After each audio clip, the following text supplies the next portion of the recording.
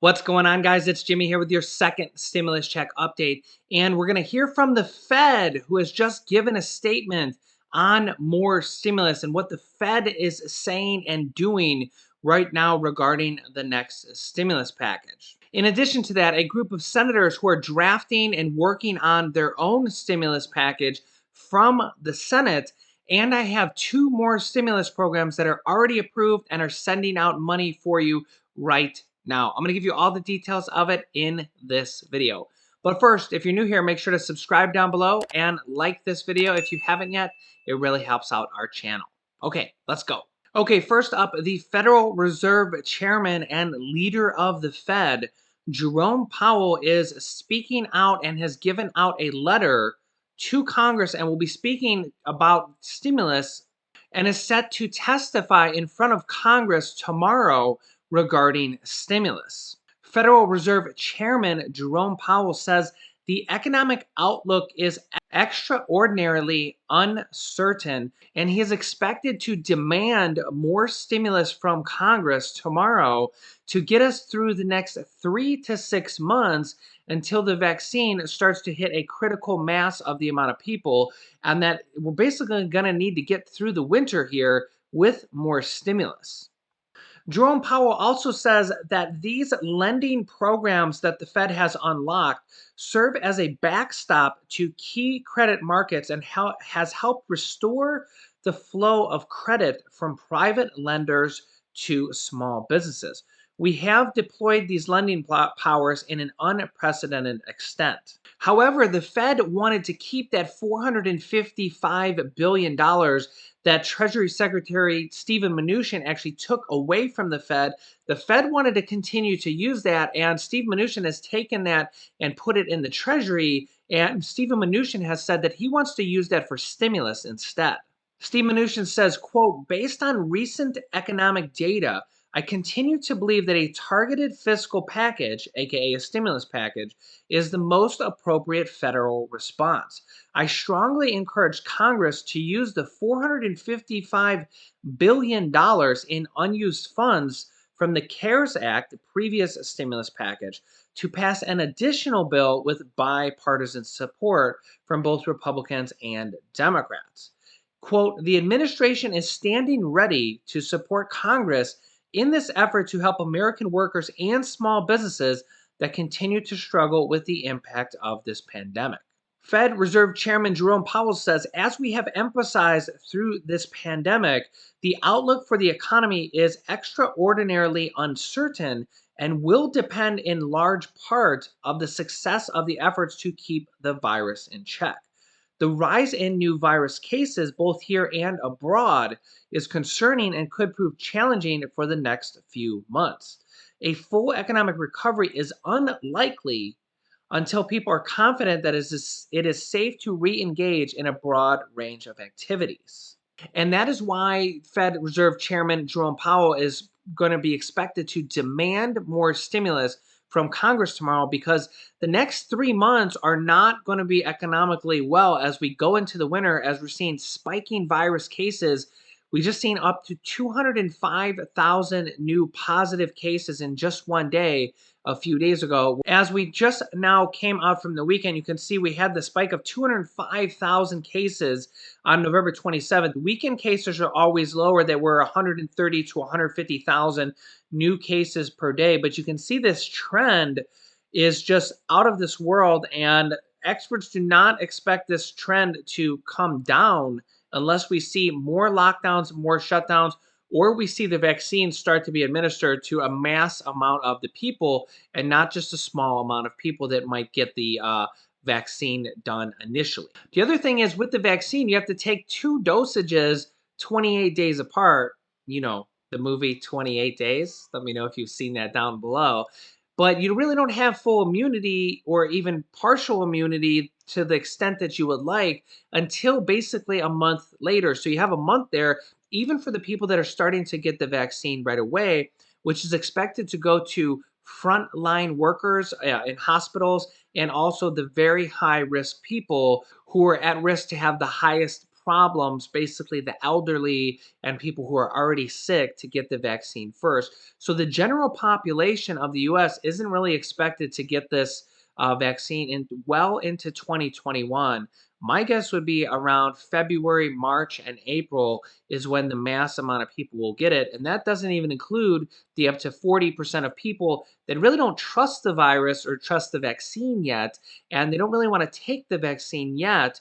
That will kind of go away at least a little bit as people start to see more and more people taking it. There is already about 100,000 people that have taken the vaccine through the different clinical trials through the different companies. And well, none of them have turned into zombies, at least yet. In addition to that, on more stimulus news, I was completely hit on hit a ball out of left field here this morning when I announced that there is a brand new bipartisan group of senators who are working on a stimulus deal and a stimulus package right now. Bipartisan means both Republicans and Democrats from the Senate are actually working on their own group to form a deal in the Senate. Now, this group of Republicans and Democrats from the Senate who are working together on a deal, I'm expecting them to come out with a stimulus package that's between $1 and $2 trillion. Now, the Democrats want over $2 trillion, and the Republicans want under $1 trillion, and we're going to have to find that middle ground. But remember, the Senate is really the most important part that we really need unity, because we can pass a bill in the U.S. House of Representatives without any bipartisan agreement at all. The Democrats alone can pass a bill in the House. And that is largely what we've seen happen before in the past with the two HEROES bills, where the Democrats went and passed two different HEROES Acts stimulus bills with $1,200 checks, with an unemployment extension, and with mortgage and rental assistance and student loan forgiveness. And we basically seen pretty much everything that we needed in those HEROES Act.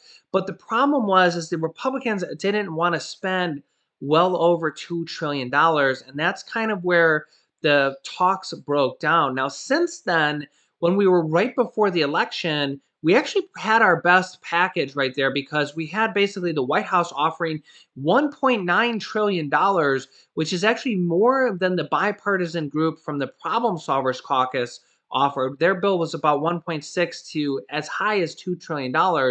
But that bill from the White House that they were offering Nancy Pelosi was probably a really good bill. We should have taken that, whether you're a Republican or Democrat. That was the bill that we should have had, because that bill would have already been out. You would have already gotten money in your pockets through the form of a stimulus package, an unemployment extension, mortgage and rental relief, and even student loan forgiveness. But Nancy Pelosi didn't take the deal because she was basically the only Democrat in charge. We're starting to see that power shift now, with Joe Biden now being in charge of the Democrats.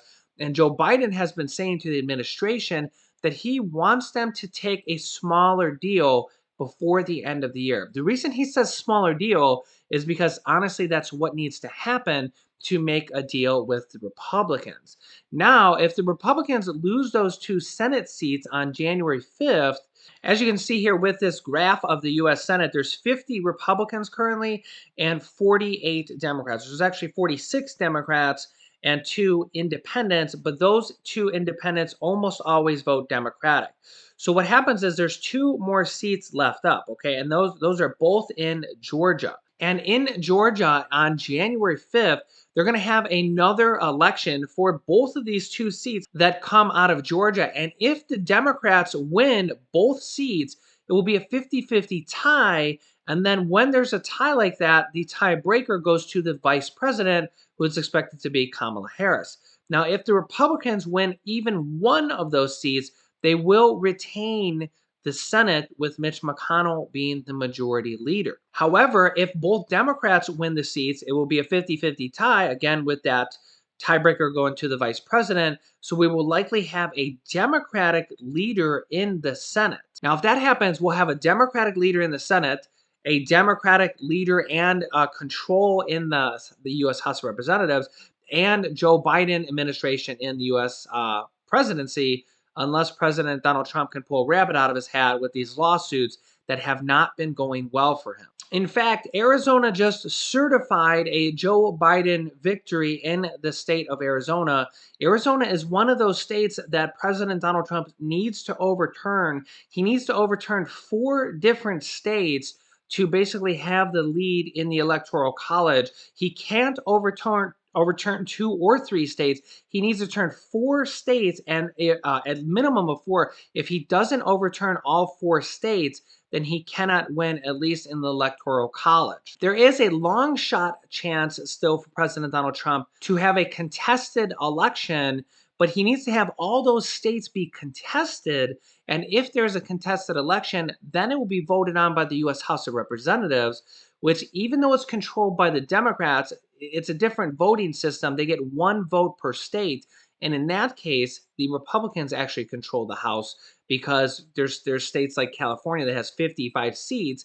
But in the case of voting for a president tiebreaker or a contested election, they only get 1 vote per seat, and the Republicans have the lead there. However, at this point, that's looking like a big long shot, but it is still a possibility. Next up, let's talk about some stimulus that's already being passed in state, cities, and counties. Every day I'm bringing you new locations, cities, and states that are passing stimulus right now in different states and cities. These are programs that are already approved and already giving out money to their residents. Antox, I do not know how to pronounce this. This is California, Antioch.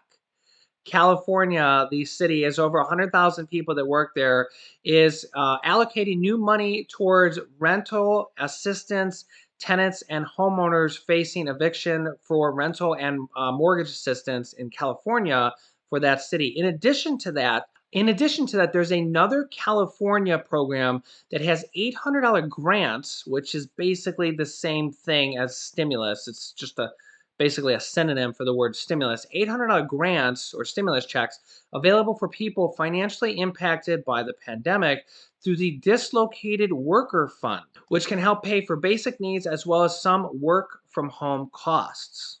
Now, if you're from California and you meet these criteria here down below, like you've been laid off and you experience a reduction in work hours, and you make under $50,000 a year for a family of 1 or $68,000 a year for a family of 2, you might want to look into this program from the California Employment Development Department, which is giving out $800 grants. So Google the California Dislocated Worker Funds.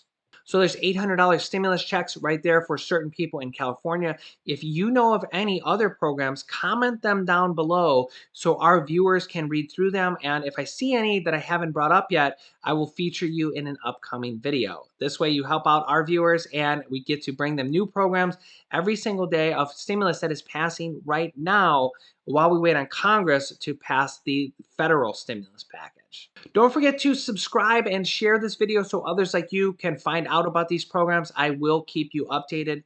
You can click on this top video here to watch my newest stimulus check video next. And this bottom video is all the states and cities that I recently covered with stimulus that has passed. And this video teaches you how to start your own business selling products on Amazon FBA. I have dozens of students that have replaced their entire 9-to-5 income selling products on Amazon. Click one of those videos to watch them next. Thanks, guys, and I will see you in the next video.